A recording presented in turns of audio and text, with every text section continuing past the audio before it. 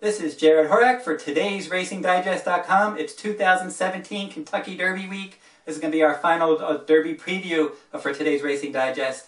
And we're going to use a couple of speed ratings that I really like from the Digest, and we're going to see some of the top contenders for this year's Derby. We'll start with the Fire number, and then the Comprehensive Performance Rating, or the CPR. Now, the Fire number that I'll be talking about, that measures a horse's speed throughout a race. It's not just a final time rating like a Beyer speed figure. This takes into account the whole race. So speed throughout the race is the Fire number. The Comprehensive Performance Rating, or CPR, that takes into account pace, final time, and closing fraction. So typically, horses from the CPR rating, horses that stalk the pace, typically get the best ratings. They're able to sit there, they stalk the front runners, they get a jump on the late runners, and they finish well. So they have that nice combination of positional speed and finishing kick, which can be so important in a race like the Kentucky Derby. We've seen it over the past few years. Horses like American Pharoah and Nyquist, they've just been able to sit that perfect stalking type trip, and even California Chrome. They stalk, they pounce, they get the jump on the late runners, and they have enough of a finishing kick to keep on going. So those kind of horses typically have been winning the Derby, and one of the horses with some of the best numbers, Always Dreaming, with good early pressing versatility for trainer Todd Pletcher. He earned a 102 Fire number and 148 CPR, winning the Florida Derby in his last start. Those were his best career numbers. So if he can run back to any kind of race like he did in the Florida Derby, where he tracked the pace and he pulled away nicely, he would be a big threat. Now, they are having trouble with him at Churchill Downs, getting him to relax in his gallops. He looked really good working at Churchill Downs in his Derby work, but in his gallops, he's been very keyed up. They've been trying to get him to relax. They changed his reins.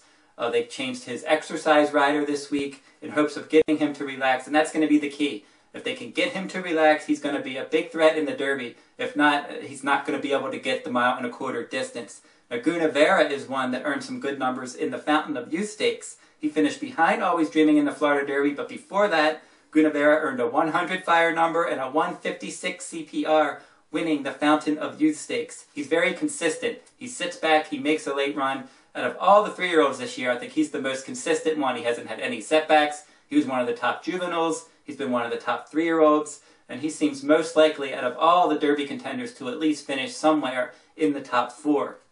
Irish Warcry for trainer Graham Motion, with good early pressing speed. And he earned some strong numbers a couple times.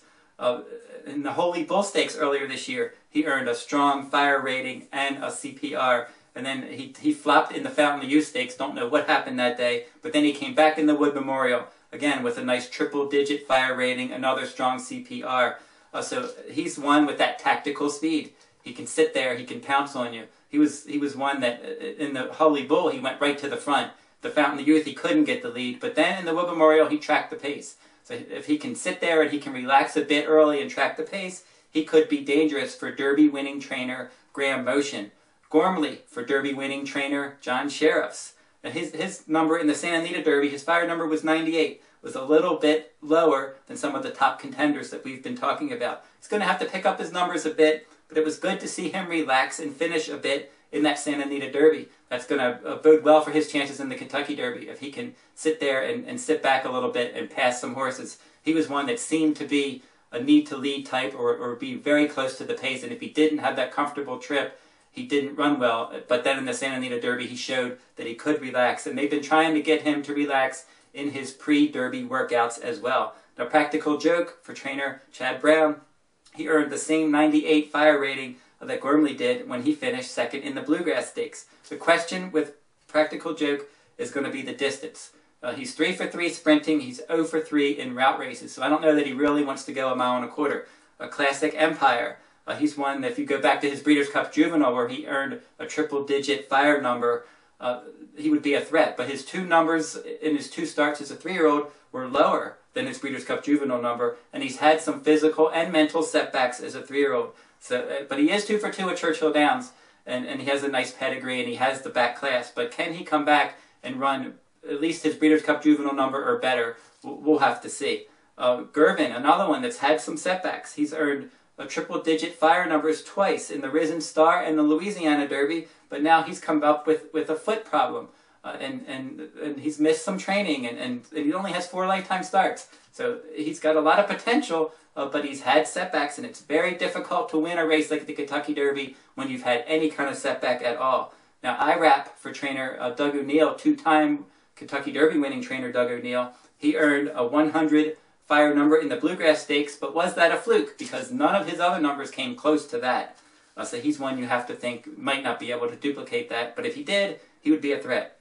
Finally, McCracken. McCracken, he didn't earn a strong number. He got a 92 fire number in the Bluegrass, but he is 3 for 3 at Churchill Downs, and of all the horses training, he's looked better than any of the horses training. Both of his pre-Derby workouts were outstanding. He's been looking good in his gallops, but he did miss a start earlier this year, the Tampa Bay Derby, and a workout. But since then, he did get that prep race with the Bluegrass. It's just a question of did he get enough out of that Bluegrass to move forward. He can certainly win this race if he can jump up, and I think he's ready to run a big number. It's just a question of is that number going to be big enough to beat some of the top contenders. So those are some of your top contenders for the Kentucky Derby with their fire numbers and their CPR numbers. And I hope you took advantage of that free download that we did in the last video for today's Racing Digest. A lot of people took advantage of that free download. It was an excellent report. And if you're interested still in that free download, I have the link listed in the description in this video. And you can also send me an email if you want, and I will send you the link to that free download.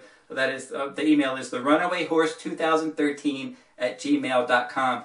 Now, a report that you just cannot do without is going to be the Churchill Downs Today's Racing Digest, a complete digest report. There's going to be all the information there, clocking information, all these speed figures, in addition to the fire rating and the CPR, plenty of other good quality speed ratings and other information that you have to get your hands on for a race in a day like the Kentucky Derby. So go over to todaysracingdigest.com to get that report. And then also, if you're interested in my full card for Churchill Downs Kentucky Derby Day 2017, that will also be available at todaysracingdigest.com. That'll wrap up this week's video for the digest. We'll be back next week. We're going to recap Kentucky Derby 2017.